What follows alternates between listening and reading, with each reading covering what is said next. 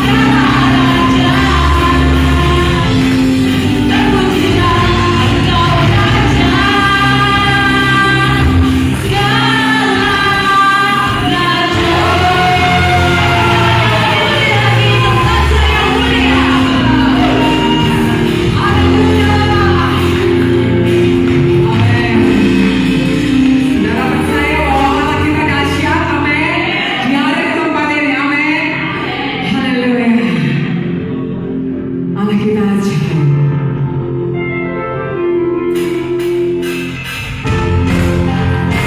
Haleluya. Baik kepada itu. Ayat selalu.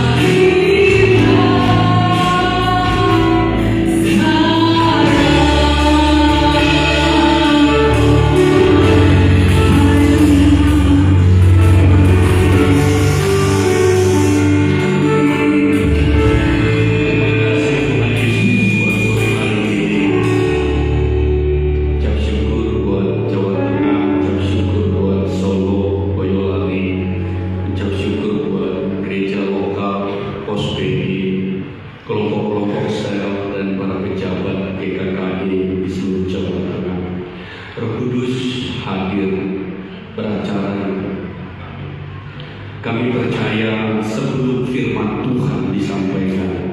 Kalau ada di antara kami yang sakit secara fisik, sekarang Tuhan sembuhkan.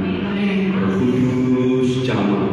Kalau kami membawa ke tempat ini beban kami, masalah kami, pergumulan hidup kami, sebelum kami mendengar firman Tuhan, Tuhan jamah, Tuhan tolong, berikan kekuatan buat setiap umat. Terima kasih Bapa, kami siap untuk mendengarkan firman Tuhan. Sembunyikan hamba-Mu juga kasih-Mu, biar Tuhan sendiri yang berbicara, sedikit pun tidak mencuri kemuliaan Tuhan. Biarlah Tuhan sendiri yang menjamah setiap kami. Terima kasih, dalam nama Tuhan Yesus kami berdoa. Haleluya, amin. Silakan duduk. Terima kasih telah pujian penyembahan. Saya minta Jonathan tetap di tempat keyboard. Saya minta kunci G. Baik Bapak Ibu, perkenalkan nama saya Pendeta Lukas Kecaribu. Saya tinggal di Kota Bandung. Istri saya ada di sini, Ibu Megi. Kami sama-sama melayani di Kota Bandung. Punya anak, ada dua, satu kuliah di jauh di sana, jauh dari Indonesia tentunya Bapak Ibu. Dan ada yang satu lagi namanya Ibas, ada di belakang pakai baju kuning. Saya bertiga dengan Pak Fian, pekerja di gereja kami. Ada juga di sini abang kandung saya dan ibu, Pak Joni Kacaribu, siap komandan. Dan ada juga anak kami satu kuliah di ISI, dari abang kandung saya juga kuliah di ISI Yogyakarta. Bapak Ibu yang terkasih dalam nama Tuhan Yesus, saya diberikan tema hari ini, Holy Spirit Led Me. Jadi saya kuliah banyak sekali, Bapak Ibu, S1, S2, S3, banyak dari sekuler ataupun teologi. Tetapi saya akan coba menggambarkan dalam 5 menit apa yang ada semua di Alkitab. Sehingga Bapak Ibu, ketika Bapak Ibu menjadi orang Kristen, Bapak Ibu tidak akan ragu lagi siapa itu Yesus.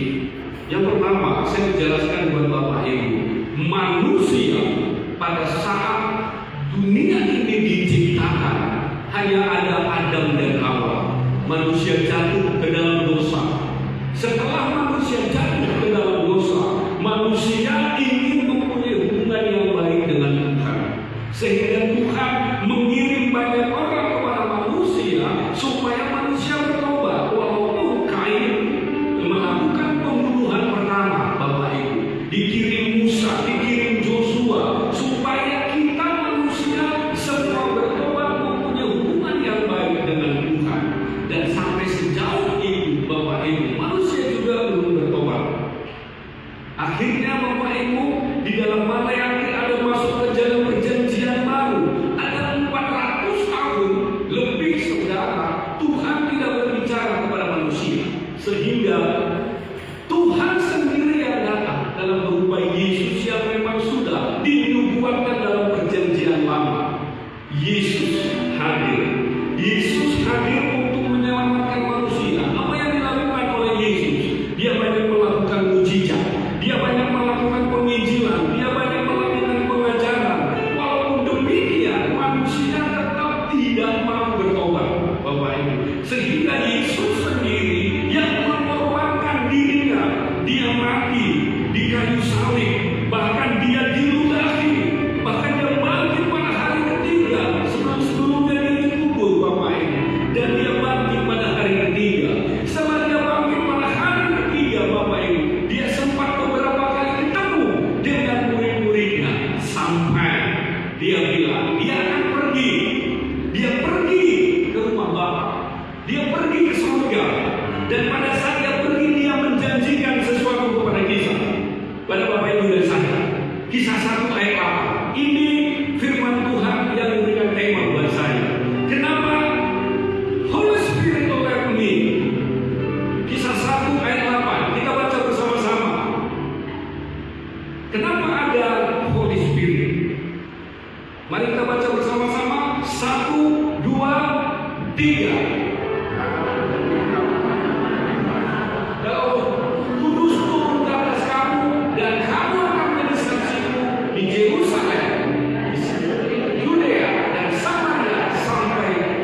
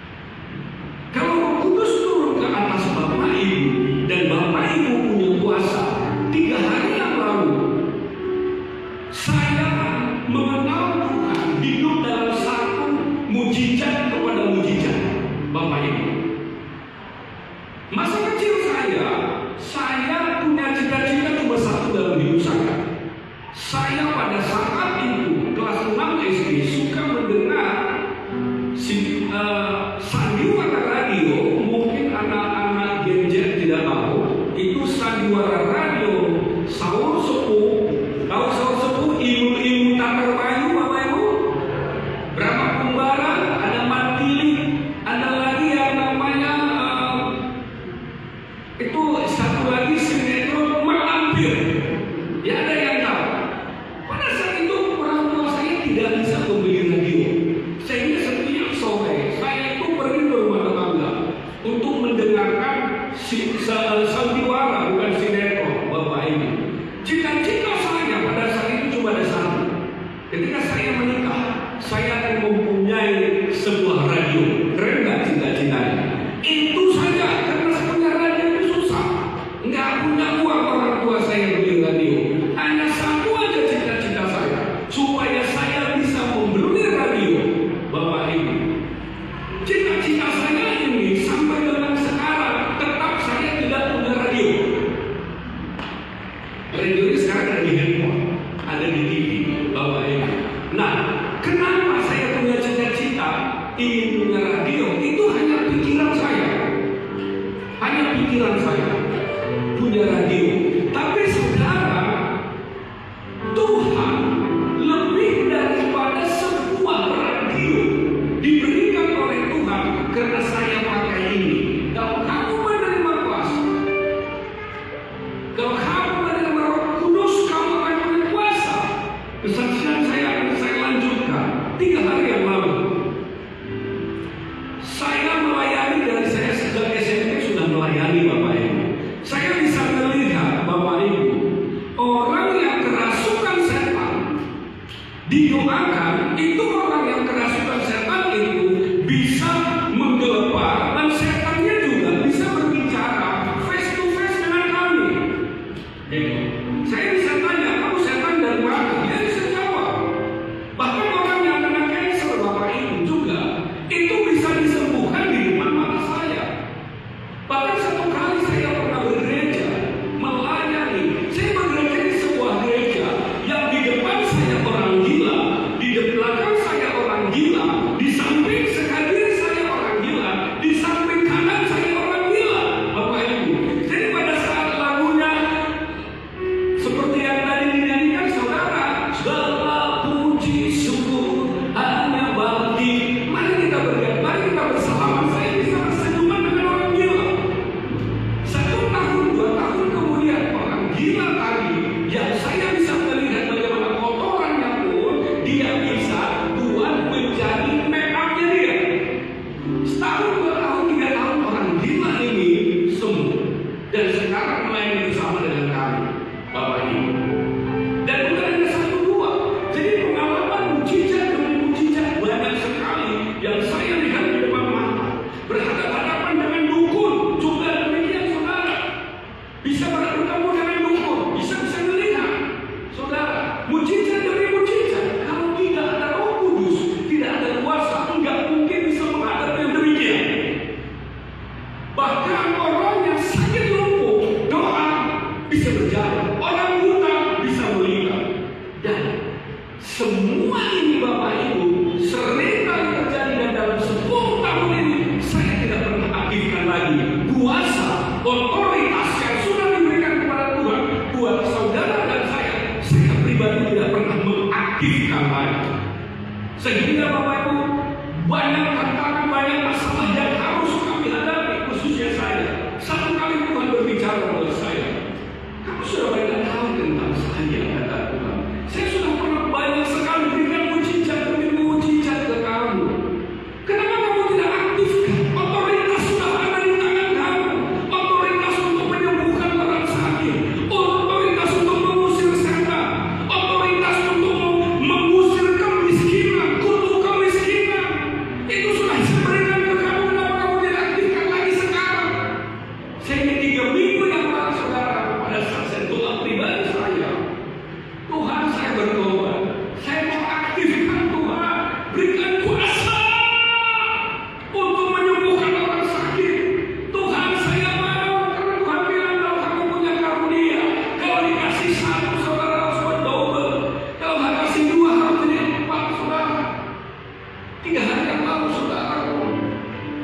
Ibu saya itu masih bisa berjalan, umur 73, 74 saya lupa. Tapi jalan sudah ada, harus dipapah dulu saudara. 3 hari yang lalu, yang asisten rumah tangga lapor ke kami bahwa ibu sudah tidak bisa jalan. Saya hitung berapa hari ini akan dilakukan oleh ibu saya, makanan dan lain-lain. Saudara, benar-benar nggak bisa jalan. Tapi saya perlu mengaktifkan kuasa. Saya melihat dia, saya bawa ke rumah sakit, saya gendong, saya angkat, berada di kamar. Saya angkat berdua dengan pekerja kami, Pak Fian dari belakang. Angkat dari tempat tidur ke mobil. Bawa sampai di rumah sakit, turun lagi, angkat lagi. Udah itu ke bangsa rumah sakit 3 kali, angkat lagi, dan bisa jalan sama sekali. Udah itu saudara turun lagi dari bangsa rumah sakit, saya angkat lagi. Terus masuk ke mobil lagi, angkat lagi 5 kali saudara. Udah 6 kali. Sampai di rumah, malam-malam Roh Kudus bicara dengan jelas. Kamu sudah saya berikan otoritas. Kamu sudah saya berikan kuasa untuk menyembuhkan orang sakit, untuk mengusir setan. Saya punya dosen Bapak Ibu. Dia memang minta kepada saya, Tuhan akan berikan kepada kamu double anointing apa yang pernah Tuhan berikan buat kamu. Untuk itu kamu harus praktekkan kembali untuk menyembuhkan banyak orang sakit. Pada saat malam itu, saya tahu ini ketujukan saya harus angkat ibu saya. Saya tahu, saudara, angka 7 itu adalah angka yang sempurna, saudara. Pada saat pengerja kami Pak Fian mau angkat, saya bilang, tunggu dulu. Saya berdoa dulu. Saya pegang kaki ibu saya, saudara, dalam nama Yesus. Berjalan, dalam nama Yesus. Berjalan, Roh Kudus. Saya panggil ibu saya, Mak, tolong angkat kaki kiri. Dia angkat kaki kiri. Di mobil yang seharusnya saya angkat, saudara, 6 kali sudah saya angkat. Begitu dia angkat, saya doakan lagi yang kanan, dalam nama Yesus. Sekarang yang kanan. Turun dari mobil pelan-pelan, saya bilang sama Fian, ini sudah sembuh.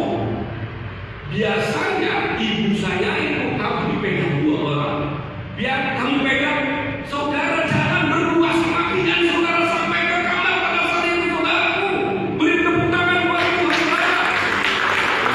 6 kali saudara harus diangkat. Tapi kuasa Roh Kudus itu begitu turun, ada mujizat yang diberikan oleh Tuhan. Amin saudara. Kita baca Markus 16 ayat 17 sampai 18. Markus 16 ayat 17 sampai 18.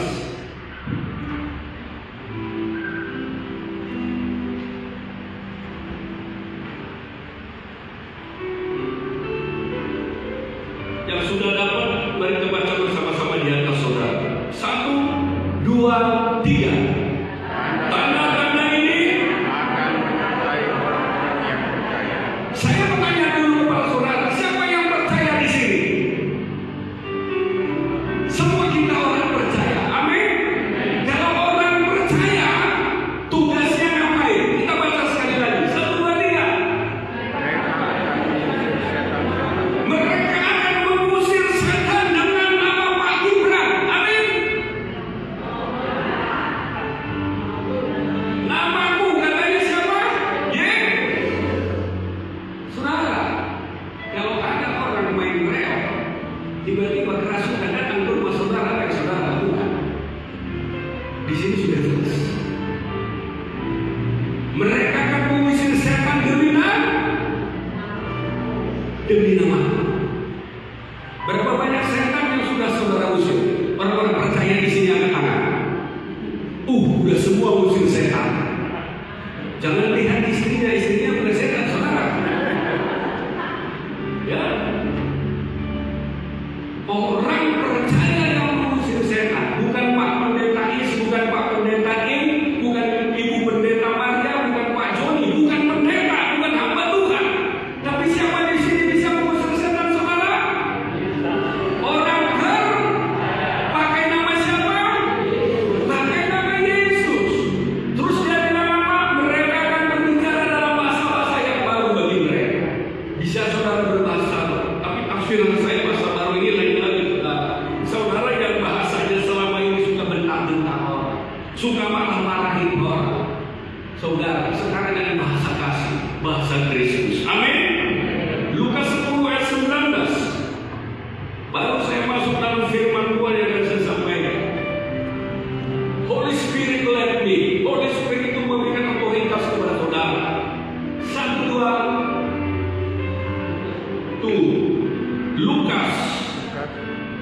10 ayat 19.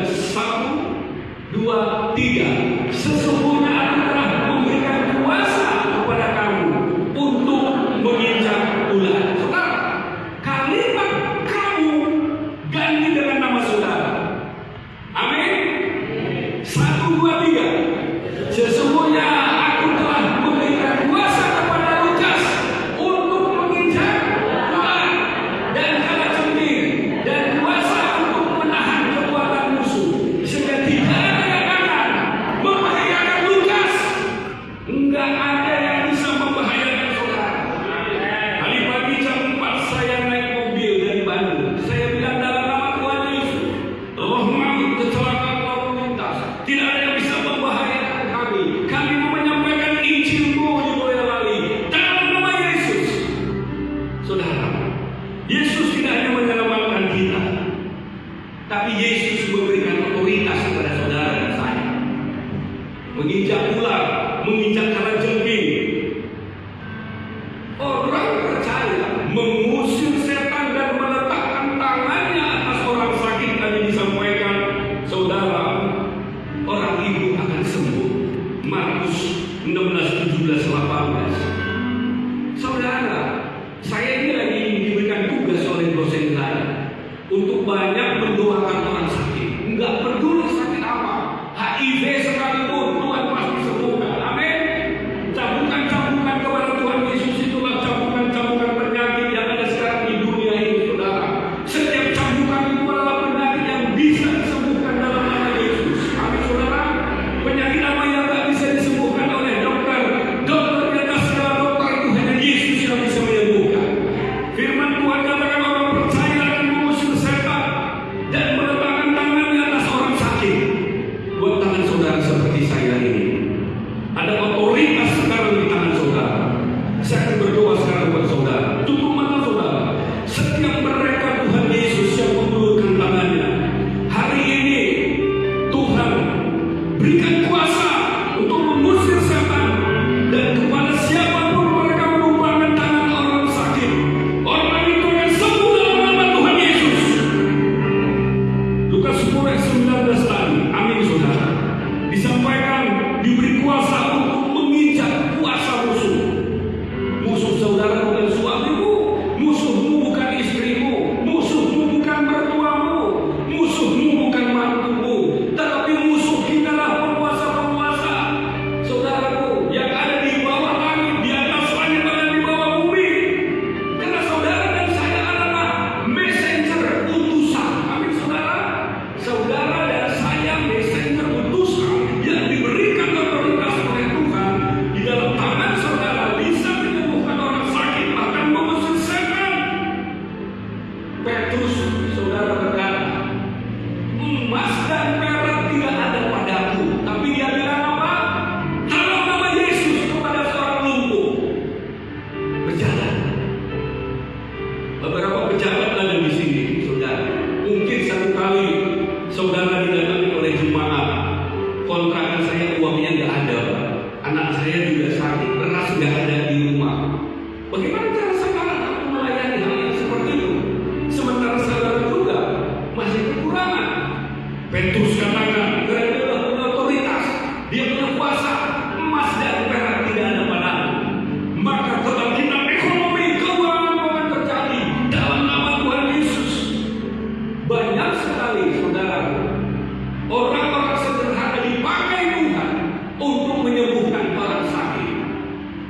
Yang penting kata Tuhan tadi hari ini, siapa yang percaya hari ini, itu yang diberikan Tuhan kuasa. Amin, saudara.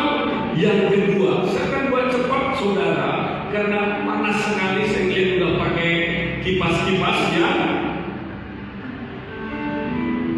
Dalam pelayanan bukan karena kita hebat sehingga mujizat terjadi. Mungkin saudara ada kenal namanya pendeta influencer, Pak ini, Pak itu, terkenal di YouTube dan lain-lain, saudara. Waduh, saya ini siapa? Saya ini apa? Tapi saudara, mujizat terjadi bukan karena orangnya. Mujizat terjadi bukan karena orang terkenal. Mujizat terjadi bukan karena dekuasi. Mujizat terjadi bukan karena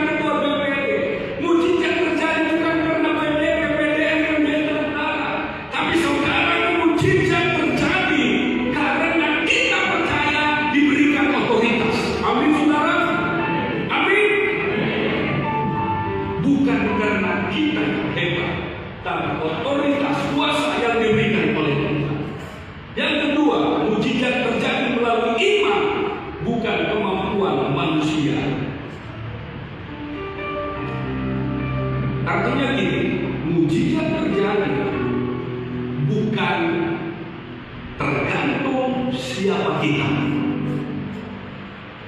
Mujizat terjadi bukan tergantung saya ini siapa. Apakah saya ini pendeta yang sudah 20 tahun? Apakah saya ini dosen teologi? Apakah saya sudah S1, S2, S3, saudara? Tapi mujizat terjadi seberapa besar saudara percaya kepada Tuhan. Yang punya beban hari ini, yang punya masalah hari ini, apapun masalahmu, seberapa banyak kamu percaya sama Tuhan? Itu mujizat terjadi.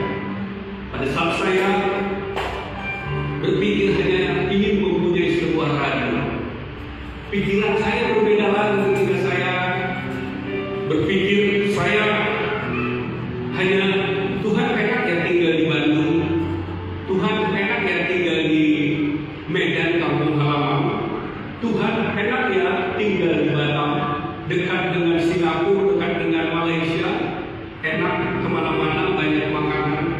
Pikiran saya cuma satu. Yang tadinya saya berpikir saya hanya mempunyai radio, tapi ketika saya jadi besar Tuhan, saya tahu BBM Sukandari, bahan bakar minyak, tapi BBM pikiran saya adalah Batam, Bandung, Batam, Medan. Saya ingin punya rumah di sana. Sehingga kemana pun saya pergi, saya bisa tinggal di sana. Itu baru pikiran saya. Nah, ini satu yang saya sampaikan kepada saudara. Ketika saudara punya kuasa, ada otoritas yang diberikan oleh Tuhan kepada saudara. Ada otoritas yang diberikan oleh Tuhan kepada saudara. Kenapa? Firman Tuhan bilang, apa yang tidak pernah kamu pikirkan, apa yang tidak pernah timbul dalam hatimu, apa yang tidak pernah didengar oleh telingamu, itu akan diberikan Tuhan bagi siapa saudara? Orang kembali lagi, orang baru. Saudara, itu pikiran saya. Tuhan berikan. Karena apa itu baru dipikirin. Sementara Tuhan di atas itu apa yang tidak pernah kau pikirkan. Sekarang siapa yang sedang pikirkan sekarang? Anakmu belum dapat jodoh, udah umur 22, 24, 25. Tuhan, kamu pikirkan yang baik. Karena apa yang tidak pernah kau pikirkan pun Tuhan berikan. Saya sering beritahu sama jemaat, pengen punya rumah di bumi ini enggak? Daripada kamu ngontrak terus berpuluh-puluh tahun. Mau Pak? Tapi cari dulu rumahmu di surga. Enak kan kalau punya rumah di surga, punya rumah di bumi, enggak ngontrak lagi. Benar nggak? Tapi pernah nggak saudara pikirkan punya rumah sendiri, enggak ngontrak lagi? Atau jangan-jangan saudara beriman, udahlah. Saya memang ngontrak aja imannya saya. Seberapa besar saudara percaya kepada Tuhan? Anak-anakmu kalau kamu pengen hanya tamat SMP, tamat SMA, seberapa besar kamu percaya kepada Tuhan ketika kamu ingin anakmu kuliah di Undip, kuliah di UGM?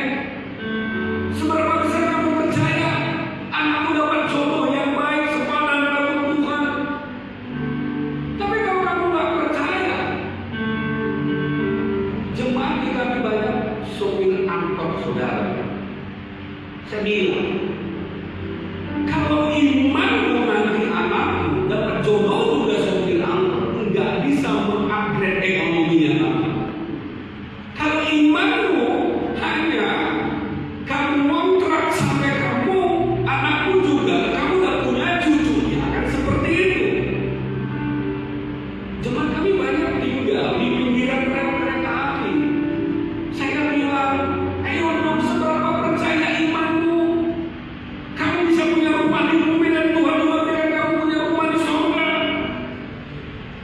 Kenapa saudara kita lihat dulu Markus 9 ayat 23. Markus 9 ayat 23. Markus 9 ayat 23. Saya beritahu ke jemaat kami yang 95% itu susah. 95%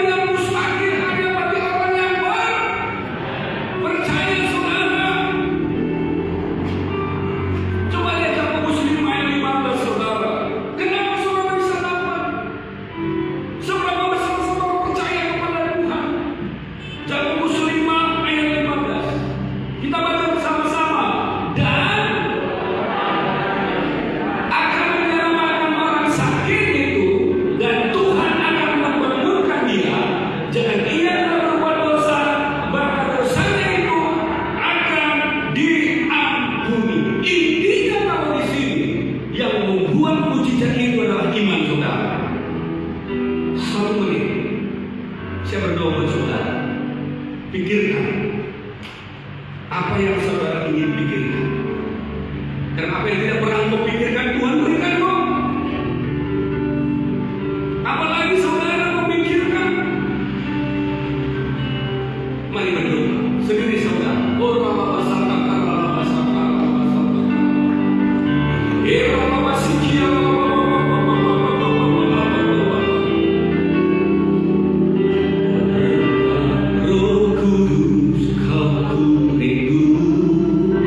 Saudara tetap pikirkan doa dengan minyak yang baru urapiku. Yes, pribadi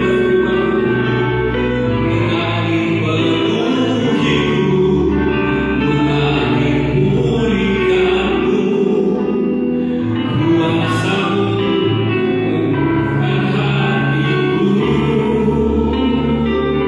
Buka mata saudara sekarang. Iman yang membuka mujizat dalam hidup saudara. Amin saudara. Di Alkitab ada seorang perempuan yang pendarahan 12 tahun. Oh, ini iman yang luar biasa. Yesus lagi lewat melayani pada saat itu saudara. Dia hanya memikirkan dengan imannya, asal menjawab saja tumbangnya maka aku akan sembuh. Saudara pendatang di sini. Memang ekonomi lagi tak baik, saya tahu. Saya pengusaha saudara. Ekonomi lagi tak baik. Saudara, mungkin saudara punya utang, banyak utang. Saya tahu. Mungkin ada juga di sini yang lagi sedang kena pinjol atau paylater saudara, ada ngutang sana sini ke koperasi dan lain-lain. Ibu yang 12 tahun berdarah ini asal menjawab saja tumbangnya maka aku akan sembuh. Maka sore hari ini saya sebagai hamba Tuhan dan pendeta akan katakan, dengan iman utang-utang saya lunas. Dengan iman bisnis saya naik 100 kali lipat penjualannya. Saudara, stop segala utang, lakukan restrukturisasi. Kalau saudara punya utang, itu akan mengejar saudara.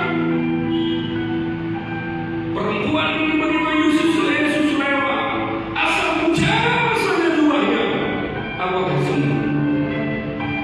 Yang sedang melamar pekerjaan, yang belum dapat pekerjaan, tumpang tangan ijazah. Orang lain ditolong, saya juga. Kalau yang lain ditolong, saya juga. Tangannya terbuka,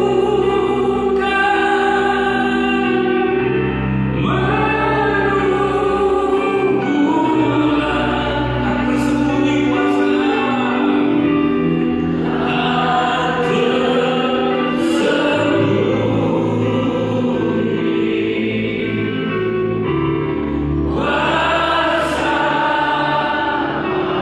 dalam kehidupan sehari-hari saudara. Di tengah krisis apapun saudara, saya percaya imanmu yang bekerja dan Tuhan mulai bekerja dalam hidup saudara pribadi lepas pribadi.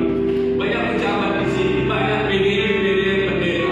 Hari Minggu gereja mempergunakan cuma 4-5 orang. Bagaimana imanmu? Terus kamu lihat di YouTube, oh gereja orang ada 1.000-2.000 orang. Ada 100 orang, lihat di WhatsApp.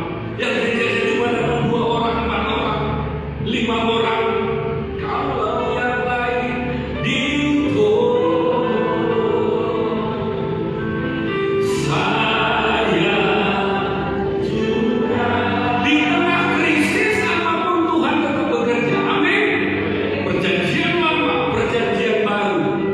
Bahkan saudara, krisis di Indonesia sampai dengan hari ini Tuhan tetap bekerja. Sekarang lagi krisis saudara di mana-mana. Tapi saya percaya tidak ada di sini yang sudah makan batu. Ada yang sudah makan batu saudara? Bahkan di sebelah kiri saya sudah disiapkan banyak makanan oleh BPD saudara. Dengan iman ketika ibu saya tidak bisa berjalan, Tuhan tegur saya. Roh Kudus menegur saya. Kamu nggak percaya. Kenapa nggak percaya? Bisa saja mulai sombong, saudara. Bisa sombong. Kenapa, saudara? Pada saat kita diberkati oleh Tuhan, pada saat gereja kita dipakai oleh Tuhan, pada saat kemanapun kita pergi dihormati oleh Tuhan, saudara, dan kita mulai sombong, Tuhan tidak bekerja lagi, saudara. Kenapa kesombongan?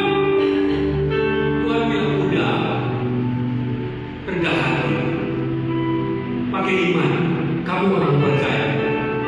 Doakan mamanya kamu, doakan ibunya kamu, jangan terus sembuh. Amin, saudara. Hari ini di gereja kami di Bandung, semua jemaat, diakon-diakones, bahkan semua pejabat, saya minta pergi semua kemana di seluruh kota Bandung, cari orang sakit, cari di rumah sakit.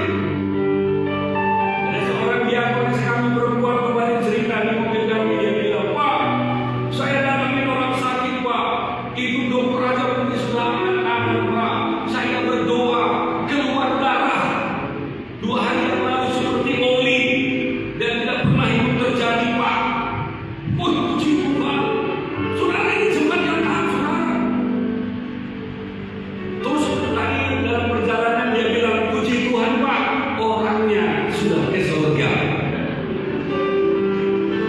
Ada saudara memang spesialis diminta Tuhan untuk berdoa ke surga. Karena saya beberapa kali sebelum sembuh orang lain juga seperti itu, saudaraku. Makanya BPD Jawa Tengah ini kalau mau 100 gereja bakal BPD Jawa Tengah. Bukan hanya pejabat, bukan hanya diakon-diakones, tapi jemaat pergi sembuhkan orang sakit, pergi ke keluargamu, pergi ke rumah sakit, pergi ke jalan-jalan. Apalagi bapak pekerjaannya dari pemain drama ada 2, ada di pabrik, ada juga di jalanan. Pergi, ada kuasa di tangan saudara. Ada pegawai negeri di sini, jadikan kantor penuh dengan kuasa. Sembuhkan. Pak Joni begitu pensiun dia membuat persiapan doa di Nasmoko, karena itu orang-orang profesional, saudara. Sembuhkan banyak orang sakit, saudaraku. Bapak bekerja, dilantik semua jadi PDP untuk buat gereja lokal. Jangan lagi ada, saudaraku. Tidak, ini ada kuasa. Sembuhkan. Percaya, itu zaman kami, saya minta tugas semua. Minggu depan lapor sama saya, satu-satu lapor sama saya. Yang mana sudah didoakan, orangnya di mana, sakit di mana, udah sembuh atau belum. Yang sudah meninggal didoakan itu juga lapor, nggak masalah. Yang ketiga, yang terakhir, Bapak Ibu, Tuhan memberi kuasa untuk mengelola berkat, bukan sekedar mengejar kekayaan. Baca Ulangan 8 ayat 18, ada otoritas. Ulangan 8 ayat 18, ada otoritas. Tadi saya sampaikan mulai dari permulaan dunia ini diciptakan sampai Holy Spirit led me, sampai saudara punya otoritas untuk menyembuhkan orang sakit, mengusir setan, dan saudara punya kuasa, ada iman, bukan hanya menyembuhkan orang sakit, tetapi Tuhan akan memberikan otoritas kepada saudara untuk menghancurkan kutub kemiskinan. Amin, saudara. Kita baca bersama-sama 1, 2, 3. Tetapi haruslah berdoa kepada Tuhan Allah, sebab Dialah yang memberikan kepadamu kekuatan untuk memperoleh kekayaan. Artinya begini, saudara, kekuatan untuk memperoleh kekayaan ini kepadamu, kepada siapa? Kepada semua orang-orang Israel. Kita ini ada Gentile artinya adalah Israel rohani. Kita adalah keturunan Abraham, Ishak, dan Yakub. Tuhan bilang, aku memberikan kekuatan kepadamu untuk memperoleh kekayaan. Saudara, sebagai hamba Tuhan, sebagai orang percaya, sudah diberikan otoritas, diberikan Tuhan memperoleh kekayaan. Artinya begini, saudara, Tuhan ini kita semuanya duit kok. Tuhan ini kita semua kaya kok. Benar nggak, saudara?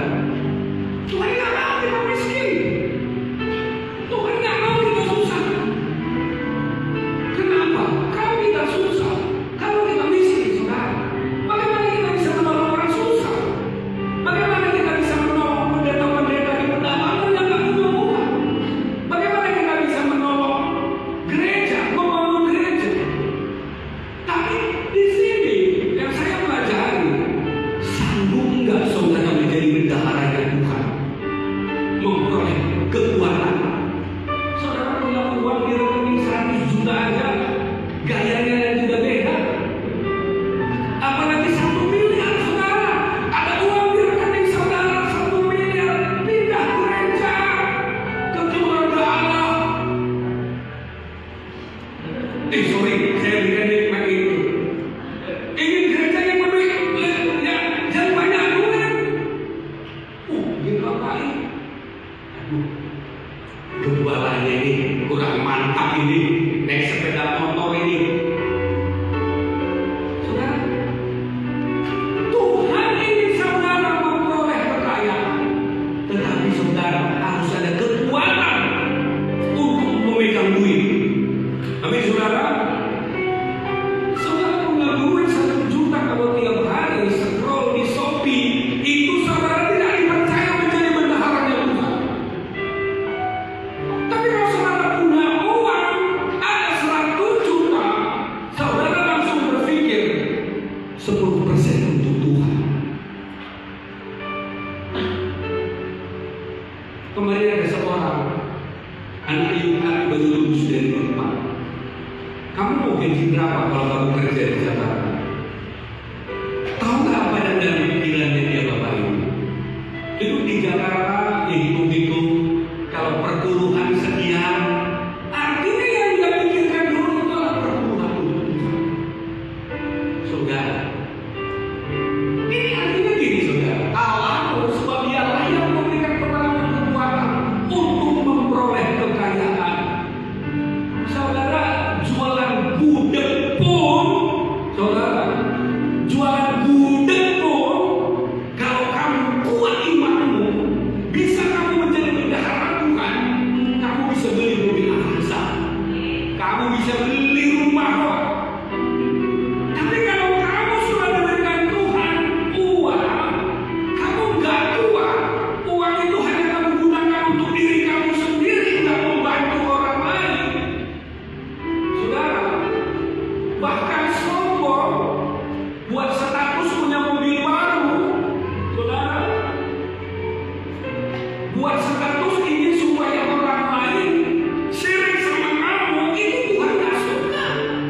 Saudaraku, tapi Tuhan ingin saudara ini kaya, punya banyak uang, supaya saudara bisa membantu orang lain.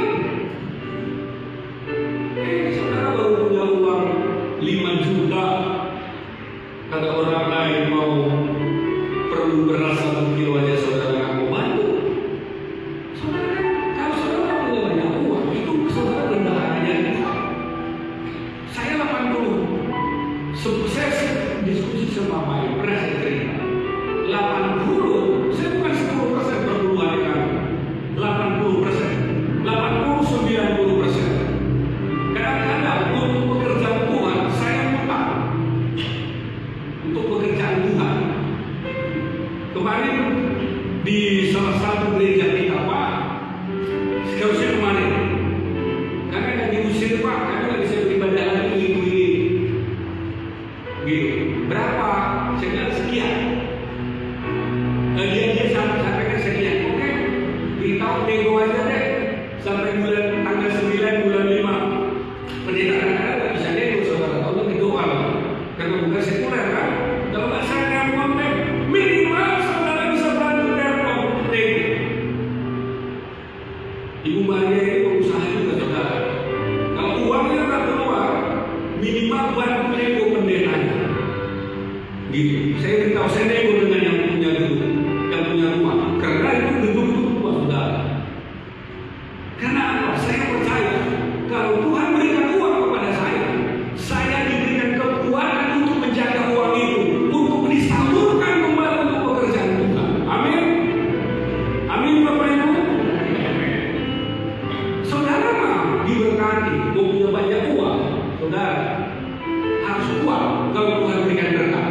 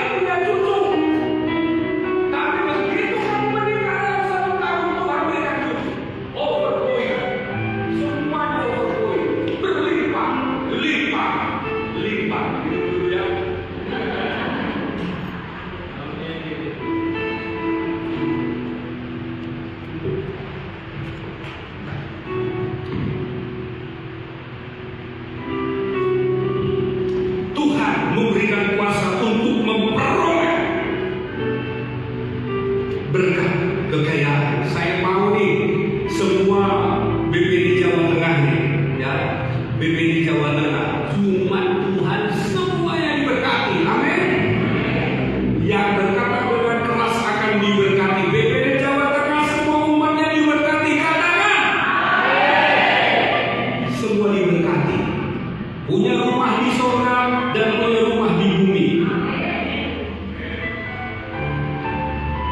Tujuannya untuk menggenapi apa, saudara? Perjanjian. Bukan untuk kepuasan diri sendiri, saudara. Bukan untuk saudara diri sendiri, bukan, saudara. Tapi menggenapi perjanjian Tuhan.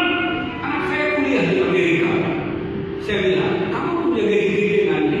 Untuk apa yang kamu lakukan? Istri saya, kami dari saya akan cari hamba-hamba Tuhan yang susah, Pak, di pedalaman. Setiap hamba Tuhan saya akan kasih sekian. Saya minta 100 hamba Tuhan, kamu harus biayai hidupnya. Kalau dengan gaji di luar negeri 100 hamba Tuhan, kamu bisa kasih setiap bulan. Jangan kamu untuk diri kamu sendiri. Kalau anak saya 100 hamba Tuhan, kalau 200 hamba Tuhan. Anak-anak youth di gereja kami pun kami sampaikan seperti itu. Ada satu yang sudah ke Korea Selatan bekerja, ini akan berangkat lagi ke Jepang. Saya sampaikan, cari hamba-hamba Tuhan yang hidupnya susah, yang nggak punya penghasilan. Karena apa? Bukan untuk memuaskan diri sendiri. Ketika saudara diberkati oleh Tuhan, tetapi Tuhan katakan Tuhan pasti berkati saudara, tapi bukan untuk memuaskan diri sendiri. Sekarang apa yang ada di tangan saudara? Apa yang di tangan saudara? Itu Tuhan bisa berkati. Kami saudara, apapun bisnis itu, saya tahu Ibu Rahayu jualan risol jam 4 udah bangun, Tuhan akan berkati. Jual dagang apa, saudara? Teh botol selalu, saudara. Kalau satu hari 100 gram, berapa untung saudara? Jualan aqua, saudara. Kalau satu hari 500 galon, berapa untung saudara? Tuhan akan berkati. Dan begitu saudara sudah punya uang, jangan lupa perjanjian berkat Tuhan dengan saudara. Karena berkat ini hanya alat buat saudara. Berkat ini adalah alat, bukan tujuan. Kami ada sedikit uang, biasanya kami lakukan adalah cari di kabar Tuhan, cari gereja-gereja. Kita berkati. Saudara tahu Abraham, dia diberkati untuk memberkati orang lain. Diberkati untuk memberkati orang lain. Anak-anak saudara dimanapun saat ini sekarang, doakan mereka biar anak-anakmu diberkati. Saya beritahu ibu-ibu, bapak-bapak di gereja kami yang sudah umur 60. Saya bilang, pikirkan anakmu diberkati. Kalau sekarang kamu belum bisa pergi ke Israel, saudara rindu ke Israel, pergi. Enggak ke Israel pun saudara masuk surga. Gitu. Tapi ada yang rindu nggak pergi ke Israel? Kalau saudara nggak rindu, nggak bakalan pergi. Sekarang pertanyaan saya lagi, ada yang rindu nggak ke Israel? Satu, ibu pergi.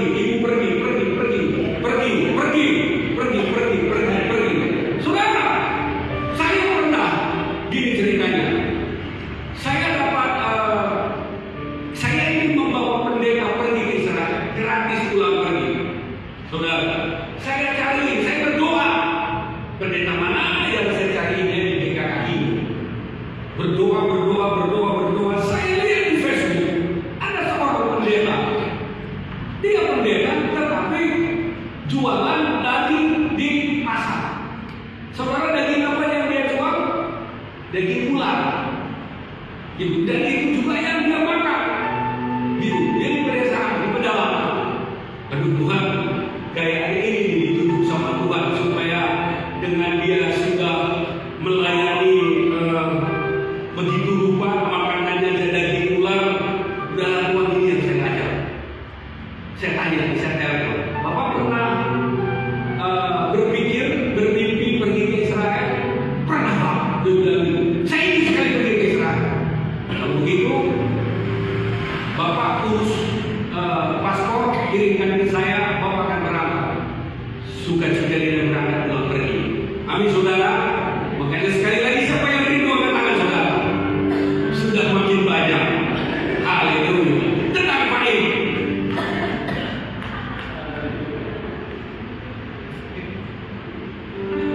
Sekarang juga banyak anak-anak Tuhan saudara yang diberkati oleh dan melayani orang-orang miskin, orang-orang susah. Dan saya percaya Jawa Tengah akan diberkati oleh Tuhan. Bukan hanya pejabatnya, saudara, tapi jemaat-jemaatnya akan diberkati. Kenapa? Kalau saudara sekedar perkara yang kecil,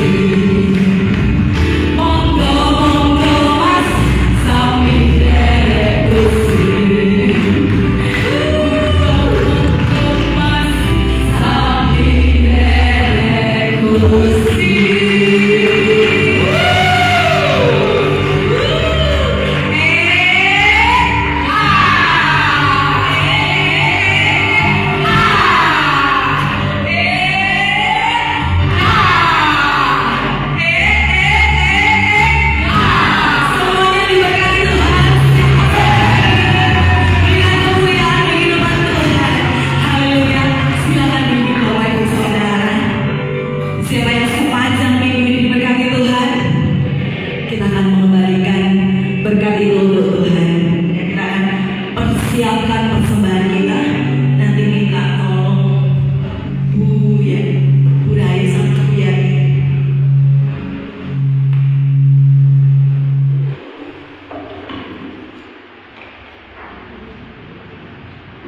Mari kita berdoa. Tuhan, terima kasih atas segala kasih anugerah-Mu yang Tuhan limpahkan bagi hidup kami. Sampai hari ini Tuhan, kami merasakan berkat Tuhan yang luar biasa. Dan sampai hari ini kami tidak menjadi orang yang kekurangan Bapa. Bahkan hidup kami berlimpah dengan berkat-Mu.